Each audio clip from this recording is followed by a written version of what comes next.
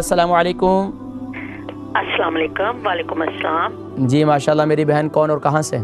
जी मौलाना साहब, मैं फ्रांस से बोल रही हूँ, मिसेज नईम बात कर रही हूँ। जी माशाल्लाह।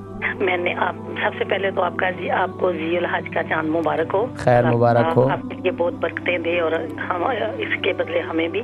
आमीन। और मौलाना साहब, मैंने पूछना था कि मुझे पता चला है कि जो हमारे बुजुर्ग वालिदैन वफात पा चुके हैं, उनकी हम कुर्बानी नहीं कर सकते ना, तो क्या आप मुझे ये बताएं कि हम जो हमारे वालिदैन, दादा दादी, मेरी मामा पापा फौत हो चुके हैं, हम उनके नाम की कुर्बानी कर सकते हैं? बिल्कुल कर सकते हैं। देखें हमारे प्यारे नबी सल्लल्लाहु अलैहि वसल्लम ने, मैंने अभी सफ़र हज बयान किया, नबी करीम सल्लल्लाहु अलैहि वसल्लम ने 63 कुर्बानी, 100 कुर्बानियाँ की, 63 अपने हाथ से की।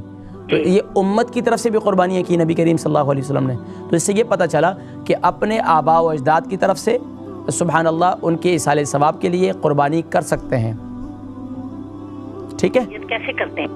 यानी कि उनके लिए उनके नाम पर कुर्बानी के पैसे दे दें। देखिए यहाँ यूके, यूरोप में और इसके अलावा आप पाकिस्तान में जहाँ कहीं भी आप जानती हैं, तो वहाँ उनकी तरफ से उनके नाम से कुर्बानी कर दें। या अल्लाह, ये कुर्बानी जो मैं पेश कर रही हूँ ये तेरी रज़ा, तेरी खुशनुदी की खातिर, लेकिन या अल्लाह इसका सवाब जो है मेरे फ़लाँ अज़ीज़, मेरे वालिद साहब, मेरी वालदा साहिबा, या मेरे जो या हुज़ूर अकरम सल्लल्लाहु अलैहि वसल्लम की तमाम उम्मत को इसाले सवाब कर दें।